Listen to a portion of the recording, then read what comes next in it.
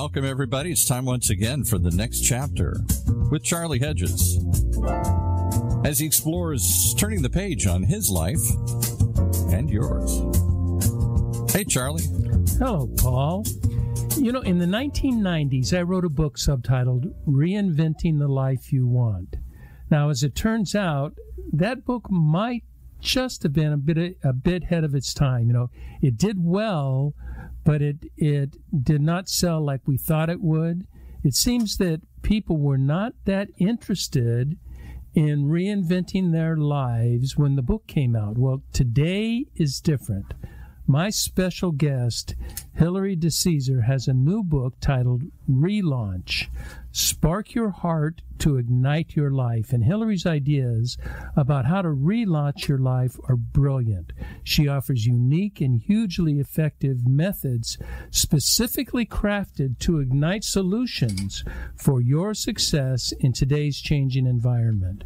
After a decade of working at Oracle Corporation, Hilary DeCesare began consulting with C-suite executives in the Silicon Valley on how to relaunch their life and business and relationships in order to reach better goals and to align future possibilities. So with that introduction, let's bring on our guest, Hilary DeCesare.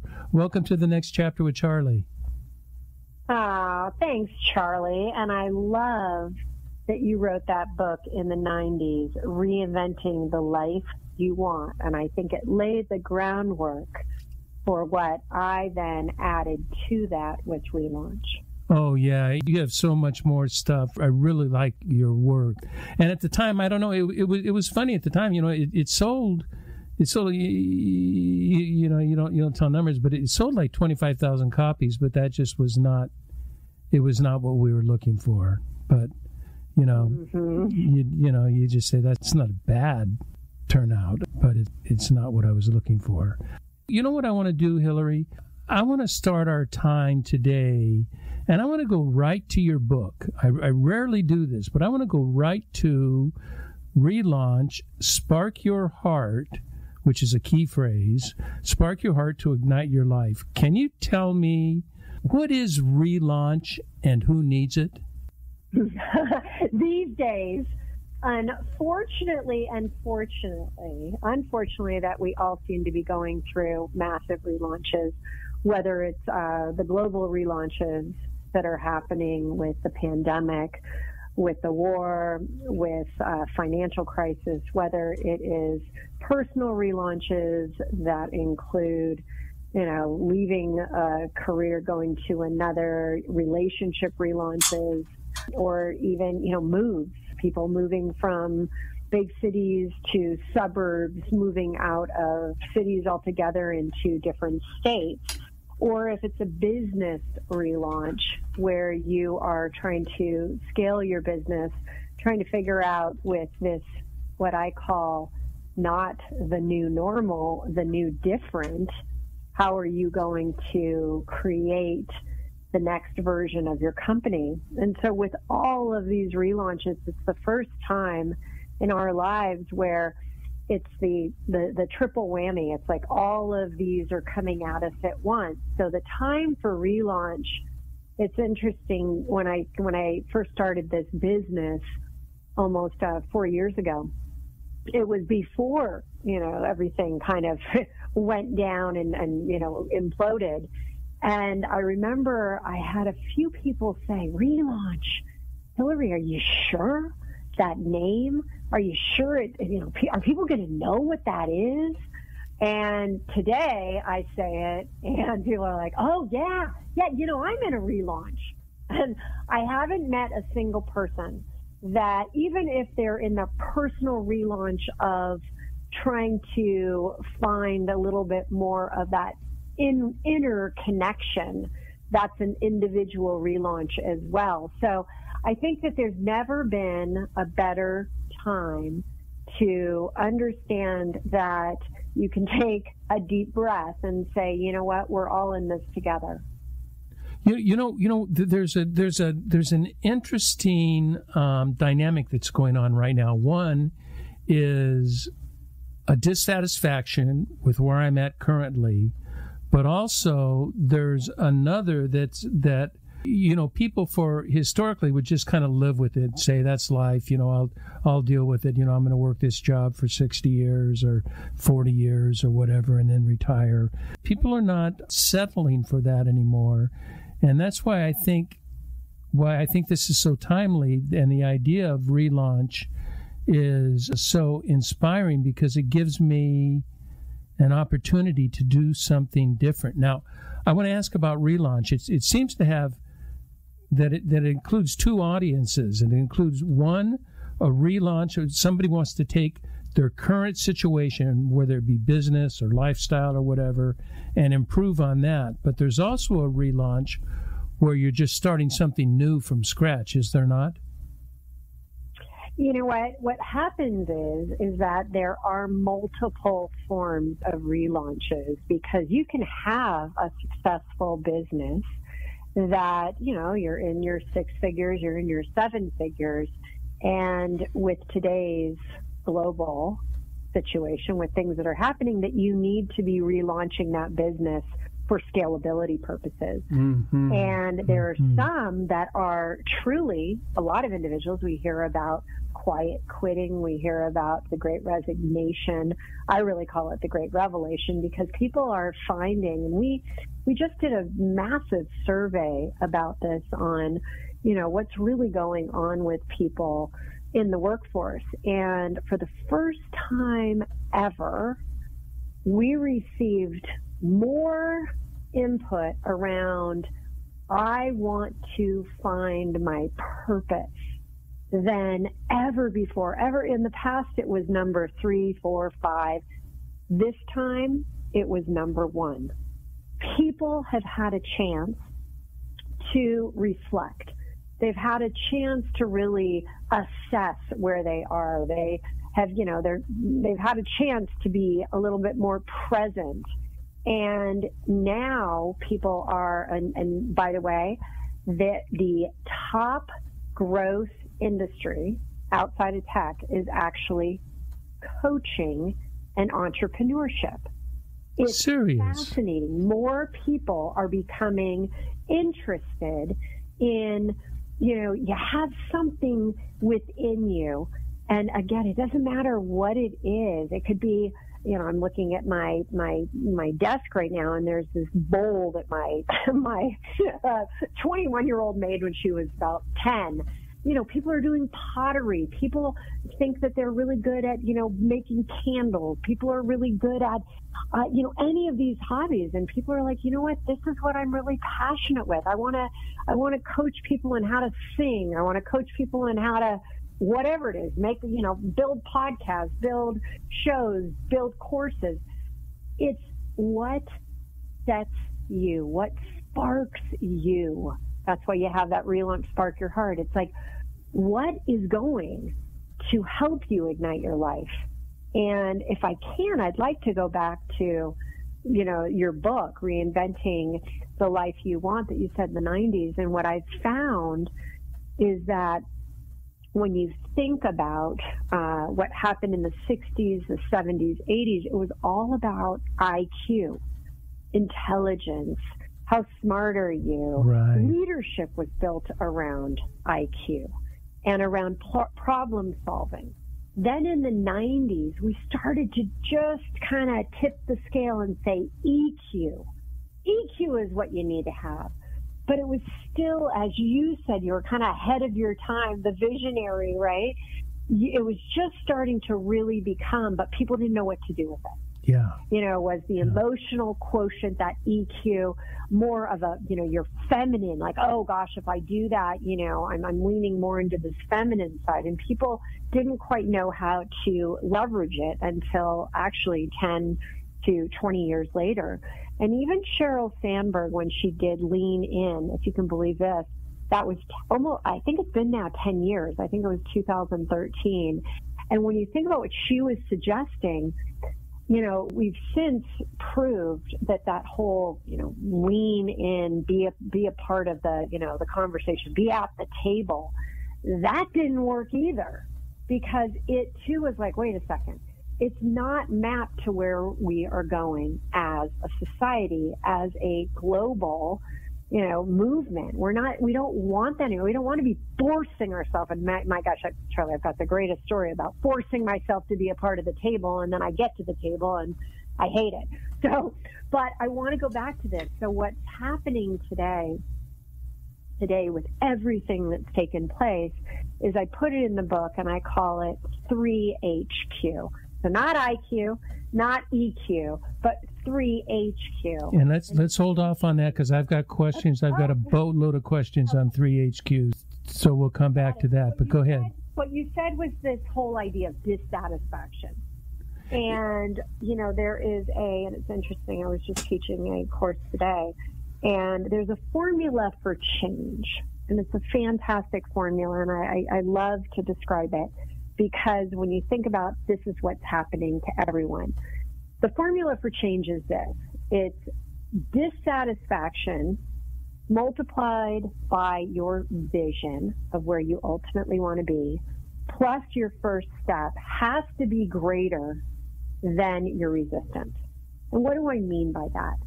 Your dissatisfaction is whatever you haven't been able to accomplish to date.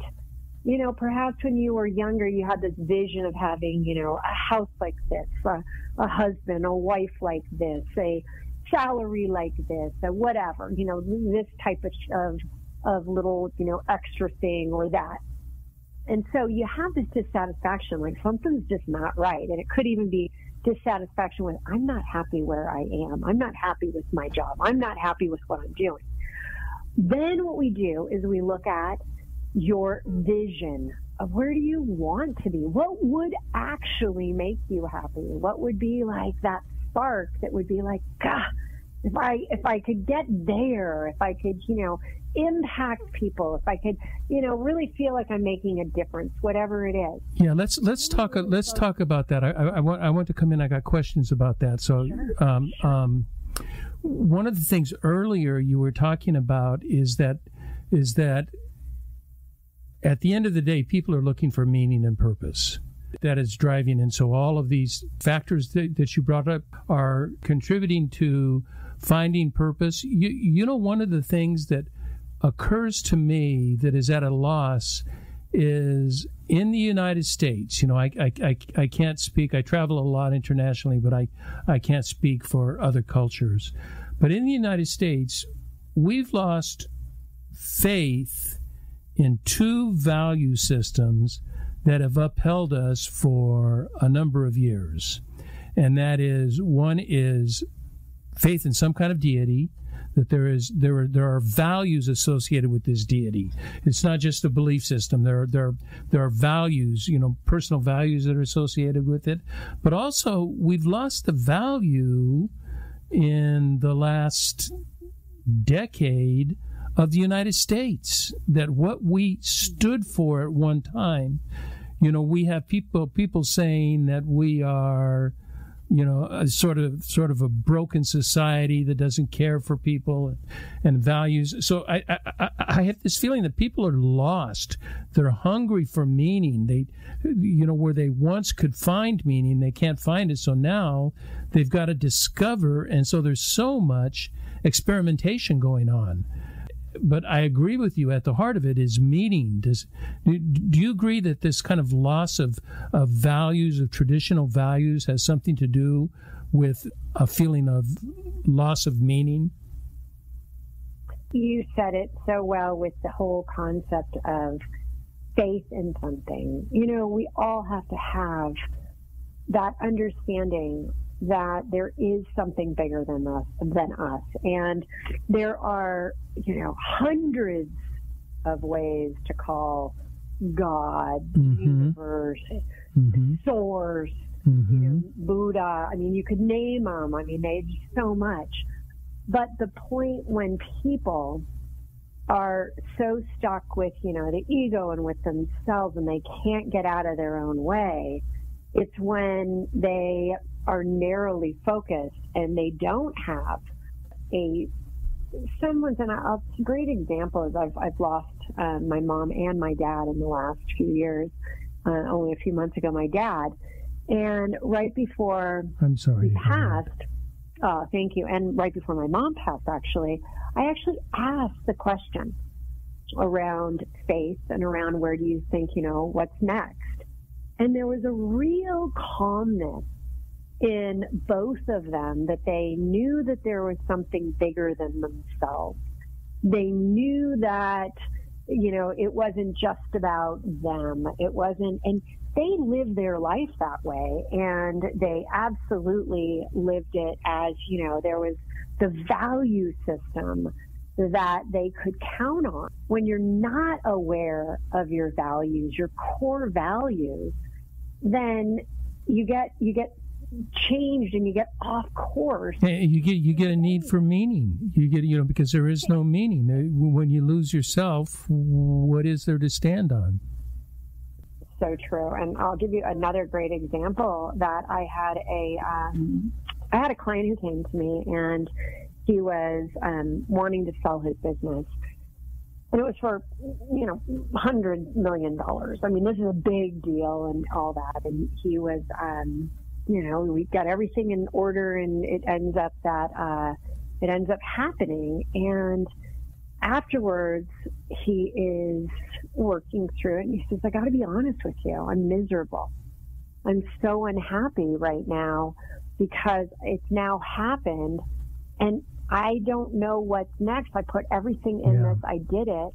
My marriage is failing. I don't have a relationship with my child, and I'm really lost. And it was because he was so focused on the almighty dollar, let's get this done, that he hadn't put the why behind, why is it important? What are you going to do? Why does it matter that your company gets sold? It was all in his, I got to get this done. This is what I've always thought. And he mentioned I always thought that when I sold the business, I would go and I would get a boat and I would sail around the world. And he said, and then I started to think, well, how do I do that with my wife and with my, my son, and how, what's going to happen? And then I said, well, are you a sailor? Do you take vacations? And he kind of paused. And he said, actually, I don't even like sailing. Okay, so this is what you wanted to do, but you don't even like it. He said, no, but when I was young, one of my dad's friends did this, and I thought it would be super cool. And I said, well, here's the thing. We're not spending enough time thinking about what do we really want in life? What is the value, as you said, these value systems. And that's where you come in with the why question that I think is what is the driver? I told you we would talk about 3HQ, and I want to get into that because you have this framework that you've created that you call the 3HQ, which stands for head, heart, and higher self. Now, we'll discuss higher self a bit later in the show. Right now, I would like to discuss this vital and essential integration of head and heart. Now, as indicated by the subtitle of your book, Spark Your Heart to Ignite Your Life. Obviously, heart is very important to you, and the heart is the why to the head. But even before we get there, I want to talk about we live in a left brain, data-oriented world with a screaming need to some conversion to right brain images and feelings. Talk to me about the problem that you have expressed about thinking too much without investigating the heart. What is the problem of thinking? It sounds like, the man you were describing was thinking about some situation without investigating his heart. What did he truly desire? Yeah, and he had, up until the point where we started talking about it, he had never even thought about that. He had never even what? Why? I don't need to do that. I need to, and he was living 100% as you just said. Yeah, where is it taught, Hilary? We don't learn it in school, and since we've sort of loss of liberal education in college. We don't read about it in philosophy because we don't read philosophy. So, everything is about productivity and about how can I be more productive in our society. And that is a very sort of head-oriented direction, don't you think? I do, for the first time ever, because employees are demanding it. We're really now starting to look forward, and it's starting to take shape, which is heart-centered leadership. Before, it was a form of weakness. Today, and I just read this, 30 to 40% of Fortune 500 companies now are bringing in some form of mindfulness, wellness practice that they're offering employees. And I, again, this is what my 3HQ is based on. There's the business angle of 3HQ and there's the personal side. This is what's needed, but people haven't been trained in it. They haven't had the steps that are so associated with the head. And we often say with 3HQ, you got to get out of your head into your heart. And too many people have been living in their head. And so it's become a subconscious habit to even be living in your head.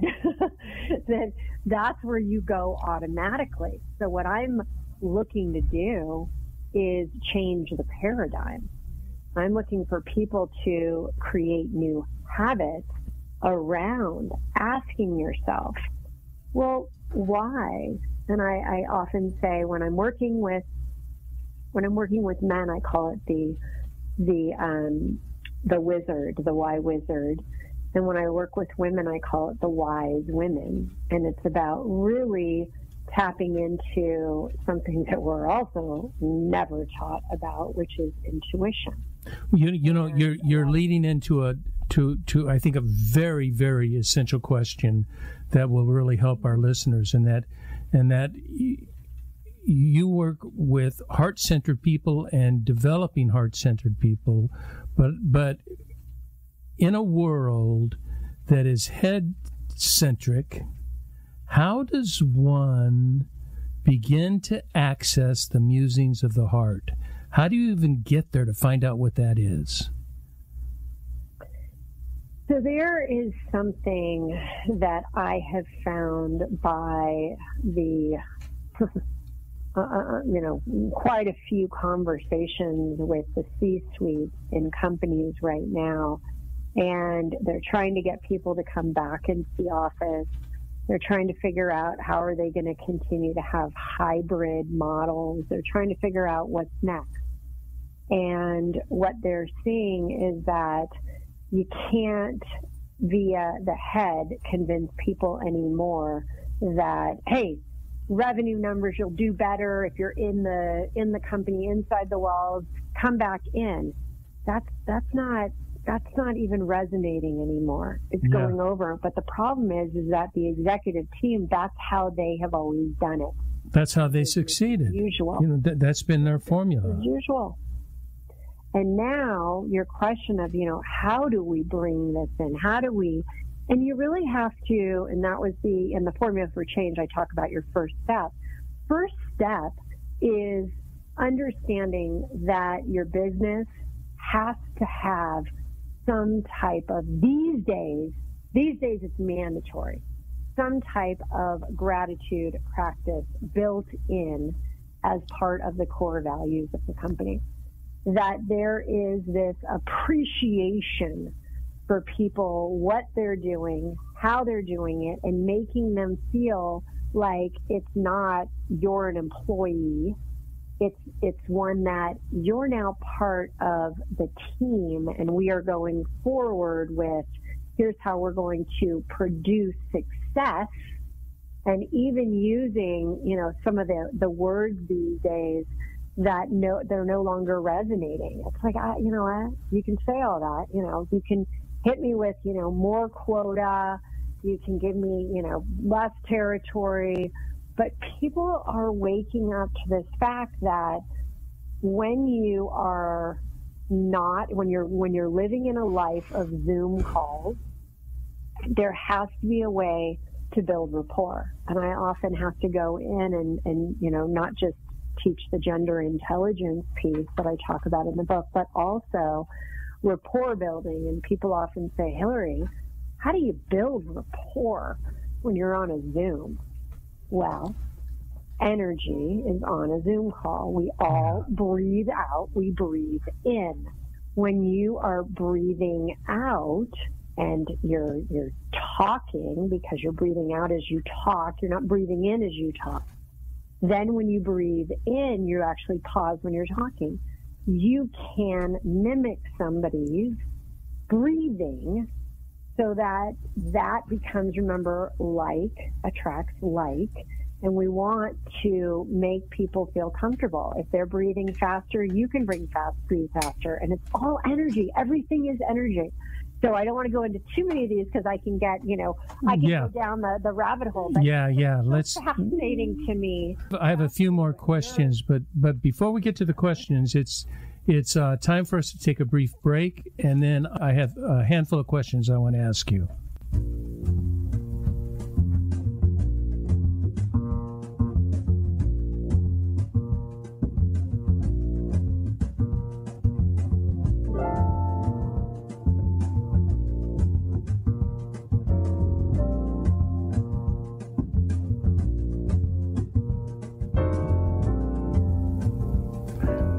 Hi there, you're listening to The Next Chapter with Charlie, and I'm Charlie Hedges, and my special guest today is Hilary DeCesare, and we are talking about relaunching, about integrating the title of the book is Relaunch, Spark Your Heart to Ignite Your Life, and I think we're talking largely about the integration of the heart into our whole life. And I have two questions. One, and you can just give me a brief answer on this one, that you're talking that leadership needs to be more heart-oriented, more gratitude-oriented.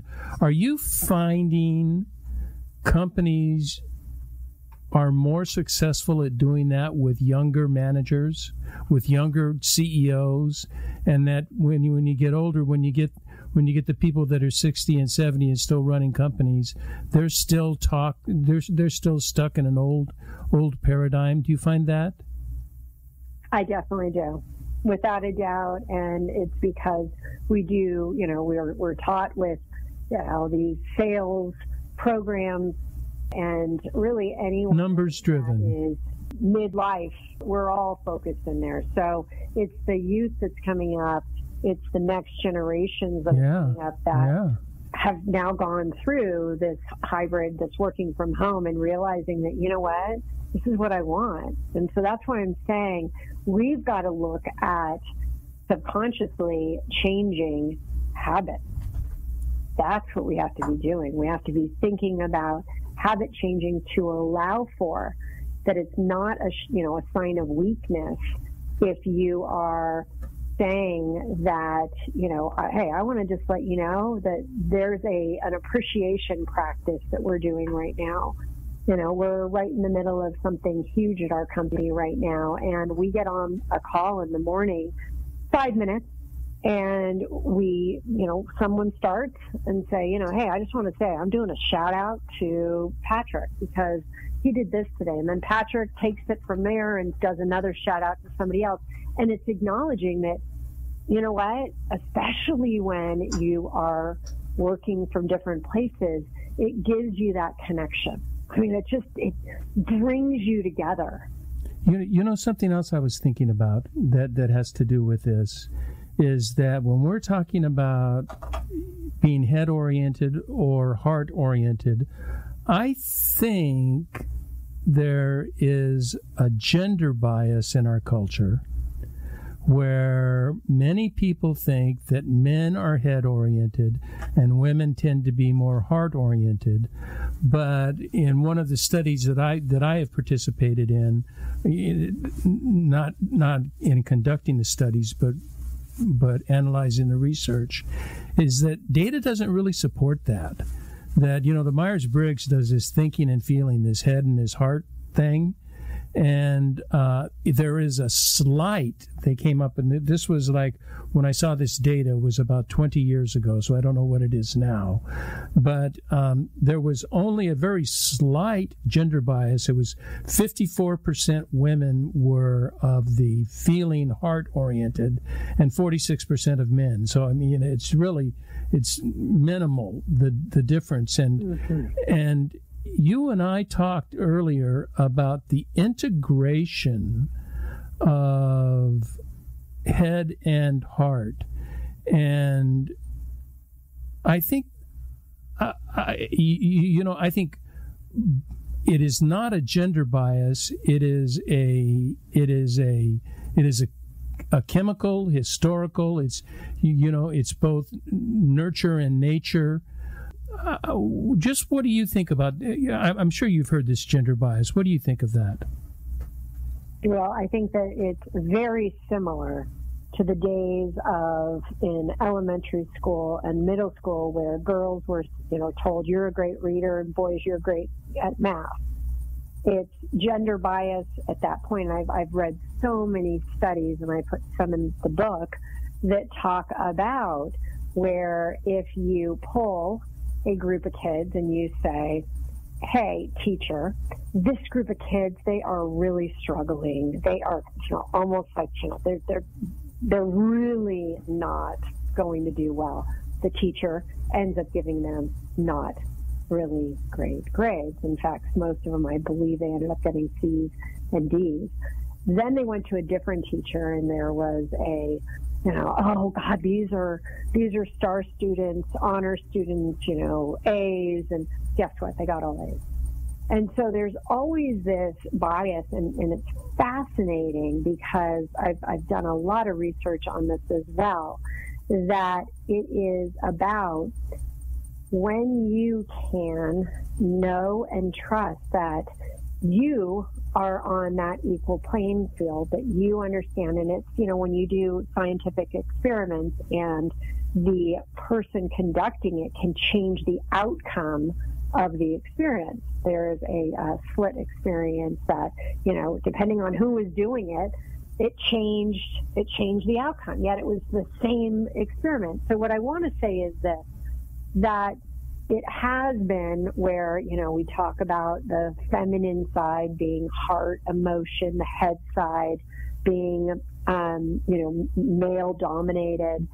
Well, growing up the way I did in the Silicon Valley and being in high tech, it was...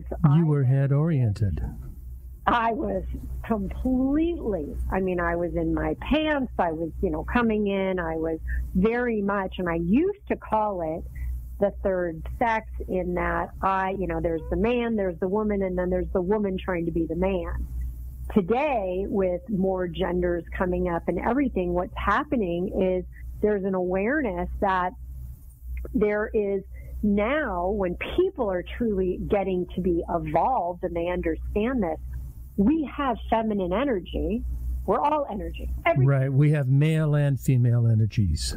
We have male energy and female, and the really great leaders tap into both forms of that energy. I can speak of that personally. I had a spiritual director that I was working with, and I have always sort of been in the middle of head and heart, but a definite bias toward the heart, toward the head. And as I have gotten older, and there's lots of reasons behind this. One of the studies that I've read shows that change happens as you get older. But as I've gotten older, I hate to say the word visitation, but they were dreams, and it was another thing, and other things that occurred where the divine feminine really became a huge part of my life. And it has impacted my decision making, my direction in life, to where the feminine can often take precedence for me over the masculine. And it's just, it's intuitive, it's caring, it's looking between the lines, it's reading emotions, reading people. You know, my EQ has gotten better. I just am such an advocate of this integration of both head and heart, and that they just mutually feed upon one another. Well, they say that when you think about your intuition, where does it come through? It's in your heart. That's the organ that it actually comes through. And for some, we say, well, but wait, it's a gut reaction. So you've got the stomach, you've got the heart, but the heart is where it taps in. It's the feeling, it's the emotion of what is coming through to you. And what you just said is so valuable.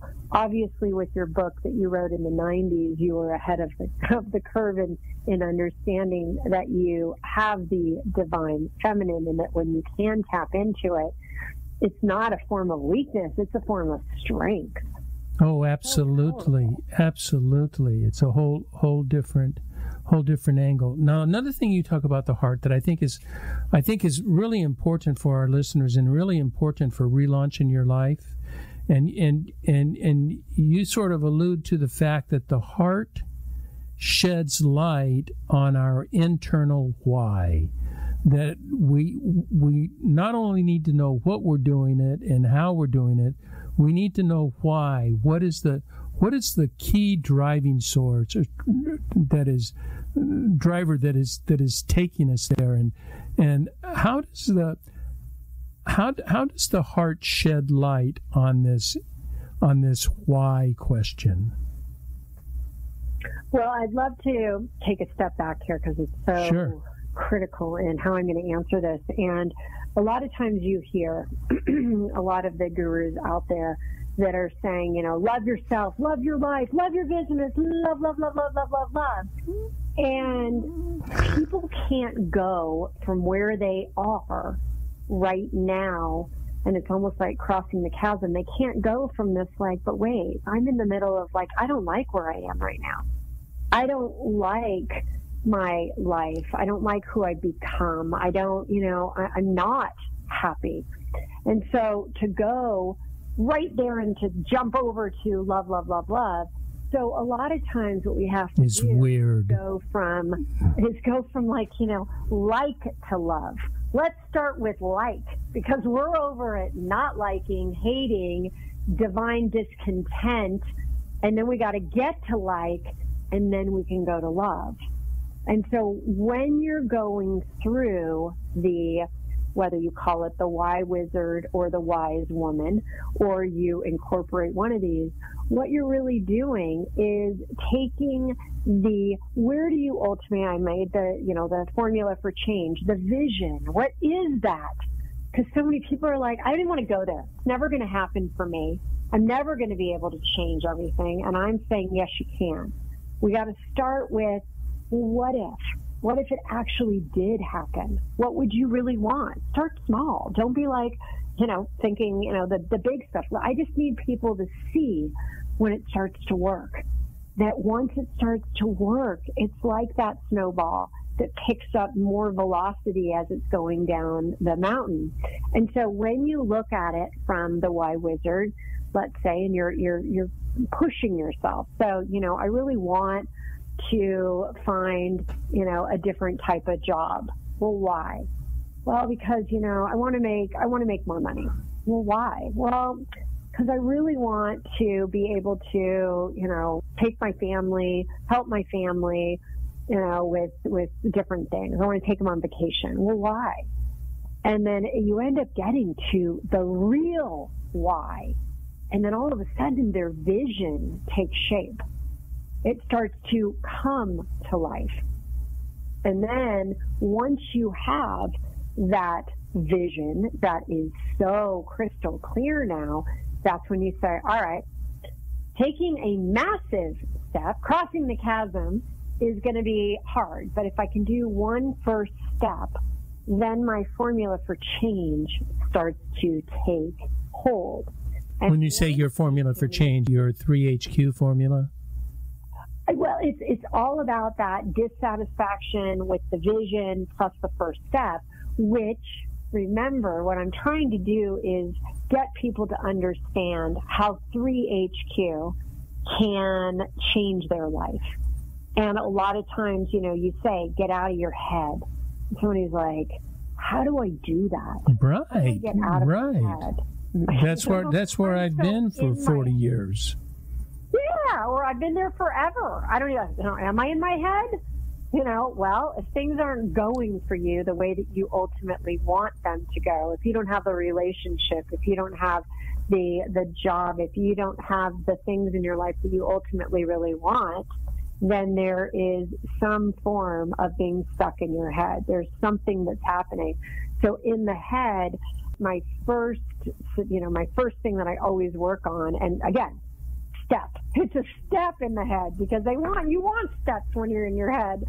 So I always talk about we have to get to the point where you can recognize you have a choice for the thoughts you think.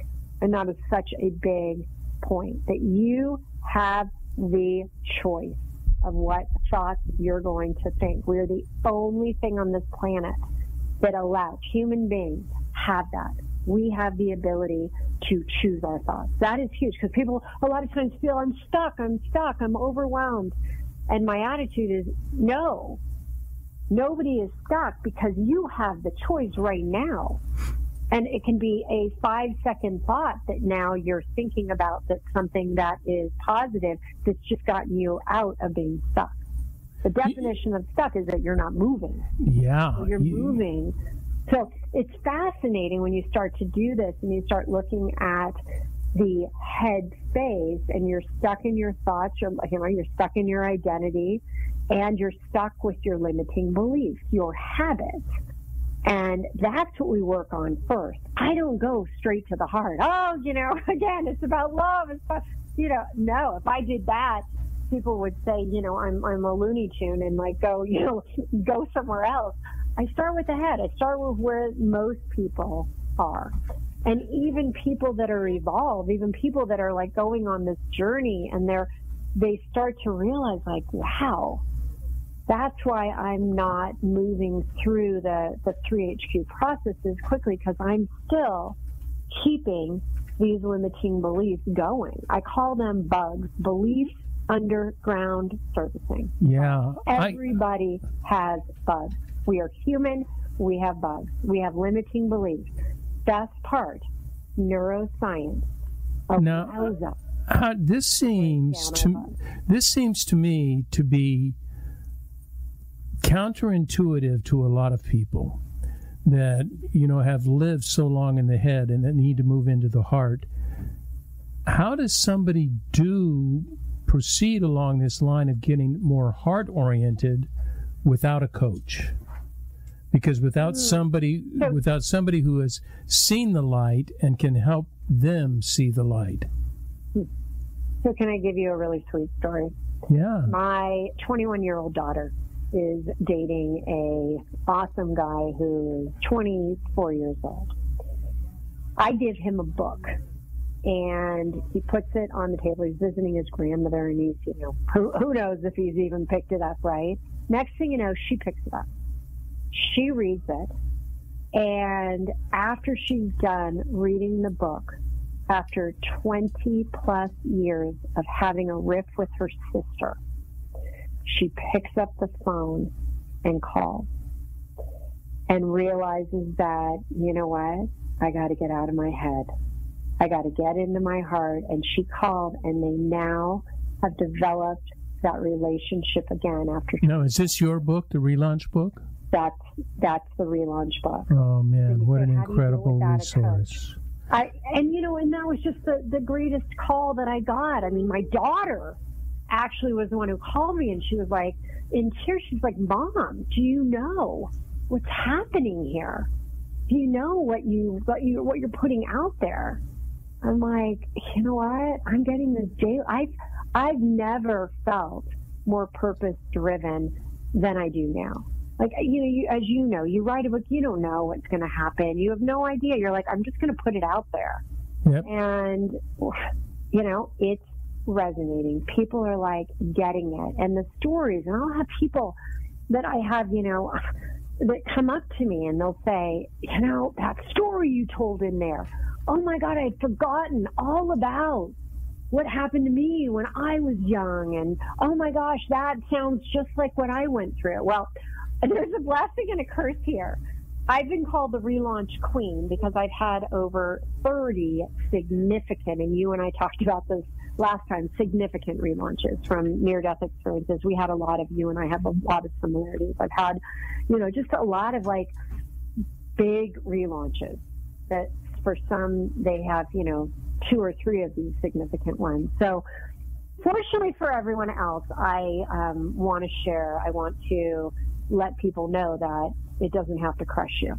It doesn't have to put you, 6 feet under. You can survive massive relaunches and you can thrive and you can take the same approach. It doesn't have to be a negative relaunch. We have amazing relaunches.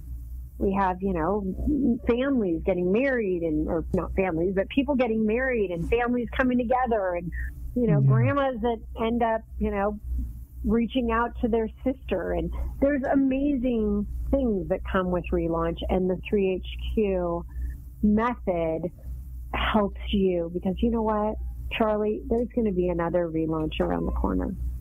Always. I mean, it's a philosophy I live on, is that the beginning is the route to an end, and an end is the route to a beginning. It's just a continual cycle that we go on. I love your idea. We didn't get a chance to get into the higher self, but we could do that perhaps on another time. I really love the idea of the integration of the head and the heart. And I want to encourage our listeners to check out your book. It will be on the show notes, Relaunch, Spark Your Heart to Ignite Your Life. And you are talking about life-altering concepts that change not just your business life and your professional life and even your relational life. It changes your internal life. It changes your joy of life, your joie de vivre. And we need to do that. And so, Hilary DeCesare, I want to thank you so much for spending time with me today. You've been so informative and so helpful. Charlie, thank you. It's been such a pleasure to talk to you. Thank you. I want to thank our listeners for tuning into the next chapter with Charlie. And until next, this is Charlie Hedges signing off. Bye for now.